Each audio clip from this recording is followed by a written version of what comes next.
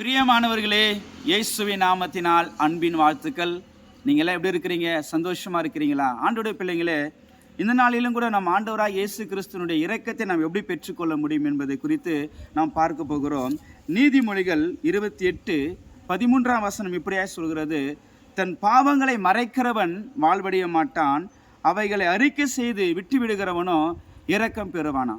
ஆண்டவர் சொல்கிறாரு, யாருக்கு அவர் இறங்குகிறாருன்னா, தன் பாவத்தை மறைக்கிறவனுக்கு இறங்கல, அறிக்கை செய்து விட்டு விடுகிறவனுக்கு ஆண்டவர் தன் இரக்கத்தை வெளிப்படுத்தி ஆசீர்வதிக்கிறவராக இருக்கிறார். ஆண்டவருடைய பிள்ளைங்களே, இந்த சத்தத்தை கேட்கக்கூடிய தேவ ஜனமே, எந்த ஒரு பாவத்தையும் நம்மளால் விட முடியாது. ஒரு நாள் 2 நாள் நம்ம பலத்தில் அந்த பாவம் செய்யாமல் இருக்கலாம்.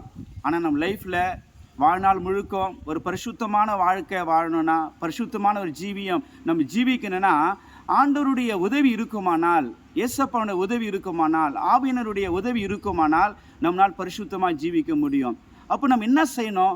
ஏசப்பா கிட்ட கேட்கணும், ஏசப்பா இந்த பாவத்தை நான் விட்டுன்னு நான் ஆசைப்பட்றேன், அந்த பாவங்களை செய்யக்கூடாதுன்னு ஆசைப்பட்றேன், எனக்கு உதவி செய்யுன்னு சொல்லி அவரிடத்துல உதவி கேட்கக்கூடியவங்களாக இருக்கணும். அது மட்டும் இல்லாமல் தெரிந்த பாடல்கள், நல்லா கிறிஸ்தவ பாடல்கள், தெரிந்த பாடல்களை பாடி நல்லா ஜெபிக்கவும், வேதத்தை படிக்கவும், இது மாதிரி காரியத்தை செய்ய என்ன ஆகும்னா, ஆட்டோமேட்டிக் அந்த பாவ உணர்விலிருந்து, அந்த டிப்ரெஷன்லேருந்து, அந்த கட்டிலிருந்து ஆண்டவராகிய தெய்வம் விடுதலை ஆக்கி ஆசீர்வதிப்பார். ஆண்டவருடைய பிள்ளைங்களே, இந்த நாளில் என்னோடு கூட சேர்ந்து ஜெபம் பண்ணுங்க. நிச்சயமாக ஆண்டவர் இன்றைக்கு உன்னோடு பேசியிருக்கிறார்.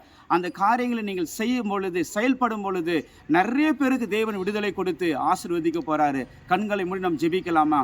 நல்ல தகப்பனே, ஆசீர்வதிக்கப்பட்ட இந்த நேரத்திற்காக நன்றி செலுத்துகிறோம். தன் பாவத்தை மறைக்கிறவன் வாழ்வடைய மாட்டான், அவைகளை அறிக்கை செய்து விட்டு விடுகிறவன் இரக்கம் பெறுவான்னு சொன்னீங்களா ஆண்டவரே. இந்த நாளில் கூட இந்த சத்தியத்தை கேட்டுக்கொண்டிருக்கிற எல்லாரையும் நீர் ஆசீர்வதிங்க அப்பா. விசேஷமாக இந்த பாவத்தை விட முடியலையே, இந்த பாவத்தில் அடிமைத்தனமாக இருக்கிறேனே என்று சொல்லி யாரெல்லாம் ஆண்டவரை சேர்ந்து ஜெபிக்கிறாங்களோ எல்லாருக்குள்ளும் ஆண்டவரே நீர் உங்களுடைய பிரசனத்தை அனுப்பி ஆண்டவரே விடுதலை கொடுத்தாப்பா. எல்லாரையும் நீர் ஆசீர்வதிக்க வேண்டும் என்று சொல்லி ஜெபிக்கிறோம் ஆண்டவரே. எங்கள் ஜெபங்களை கேட்கிறதற்காக ஸ்தோத்திரம். அநேகருக்கு நீர் அற்புதம் செய்கிறதற்காக உண்மை ஸ்தோத்திரிக்கிறோம் ஆண்டவரே. இயேசுவின் நாமத்தினால் ஜெபிக்கிறோம் நல்ல பிதாவே.